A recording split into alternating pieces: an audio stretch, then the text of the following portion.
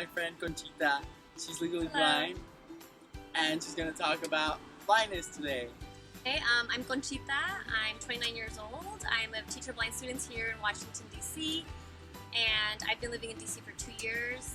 I love what I do, and I'm really excited to be having this conversation. Great, great.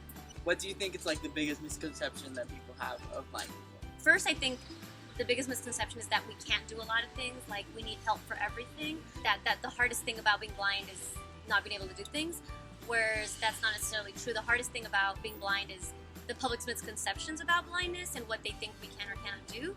I think another part is also, who do we categorize under that? What's blind or what's not blind? So out of all the people that are blind, only 10% are totally blind. The other 90% have some amount of vision, which is including myself. So a lot of people get kind of confused. They're like, wait, can you see? Can you not see?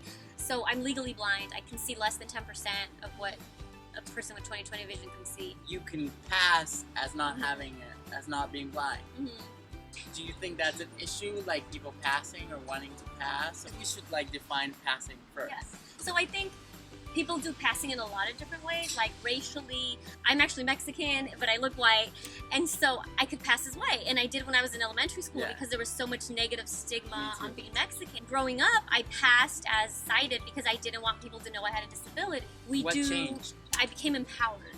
So I learned about disability, about blindness, and I owned it.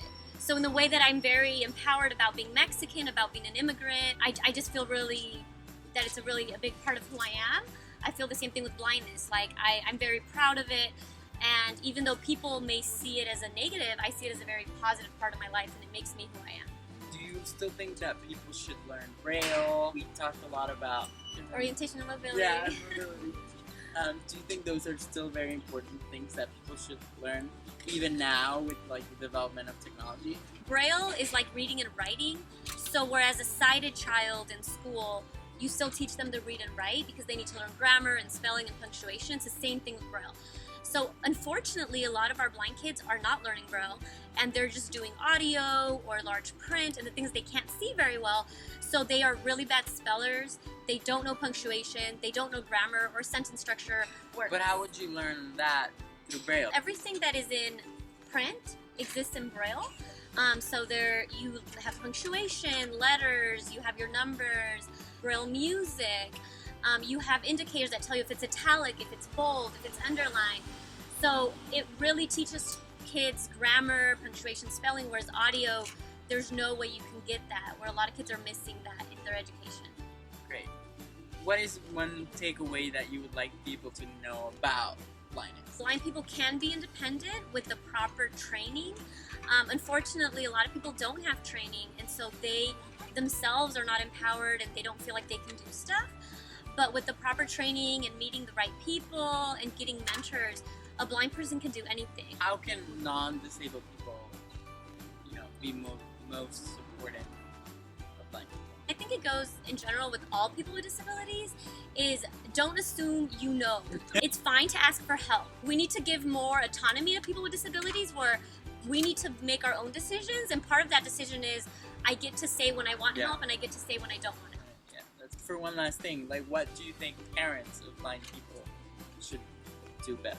Parents need to become, they need to learn about their child's disability and find positive adults that have that disability so that they can serve as an example to their children.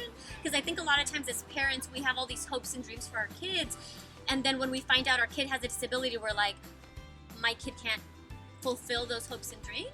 And so parents kind of go through this struggle of like mourning the loss of this attainment. But to parents, I would say your child can still do whatever your hopes and dreams were, still have a family. There's a positive side to having a disability, yeah. Right? Because you get to explore other things, and it factors into like diversity. I've met amazing people that I never would have met if I didn't have a disability.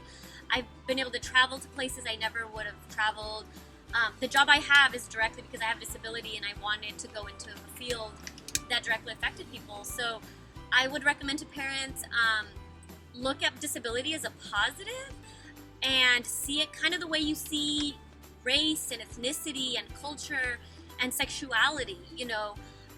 Those things are all diverse and they make us a part of who we are.